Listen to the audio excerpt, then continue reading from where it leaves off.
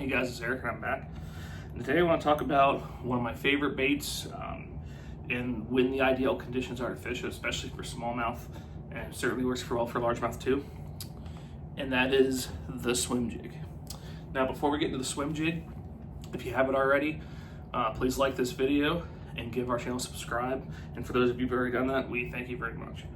Okay, so the Swim Jig. When do you fish it for bass? What's the optimal conditions? Well, truth be told, you can fish in a wide array of conditions. You can fish it in super clear water certain times, and you can fish in super muddy water certain times if you have the right colors and stuff. But for me, the ideal conditions for fishing these are stained water. 3 to 6 foot, really good if you're throwing like a green pumpkin, or I have a peanut butter and jelly pattern here. And then I have a cinnamon purple flake 5-inch Yamaha double tail grub. That's personally my favorite Swim Jig trailer.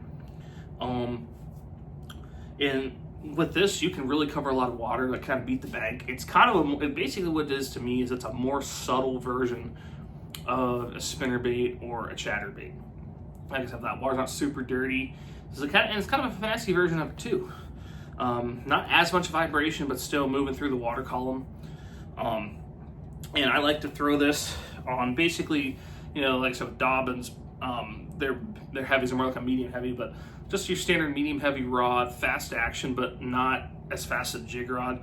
Basically the same rod you would throw a spinnerbait, a chatterbait, or a buzzbait on, single hook moving baits.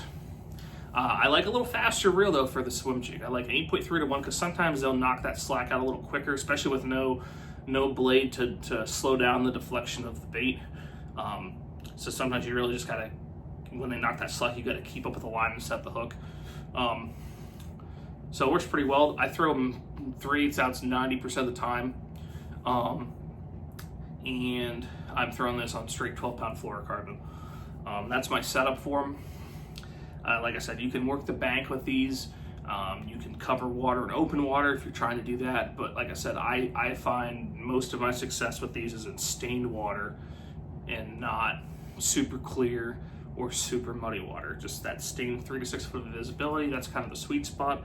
But overall, it's a great way to power fish with a little bit of finesse, show the fish something they haven't seen. I've only been throwing these for about 2 years now, and I'll be honest with you, channel mate Kevin got me into these. I really like them a lot. It's something in my area a lot of guys are throwing. Most guys in my area are throwing spinner baits, with some guys throwing chatterbaits. But this is something that works. It's a great bait, catches good fish, and yeah, so for me, my situation, I mostly use the crawl imitation. I'm sure, you know, you can do some success with a paddle tail swim bait as well, especially if you're like a largemouth guy on a lake. But for smallmouth, I really like this double tail or a rage crawl on the back. Give it that motion. Now, if I had to throw in muddy water, I can bump up to a straight black or a black and blue.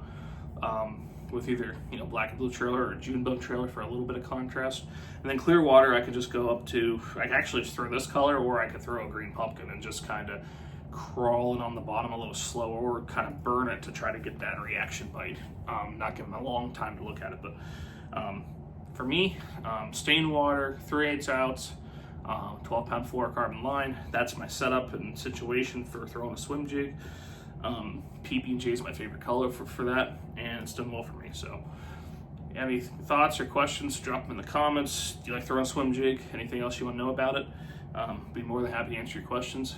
And thanks for watching the video.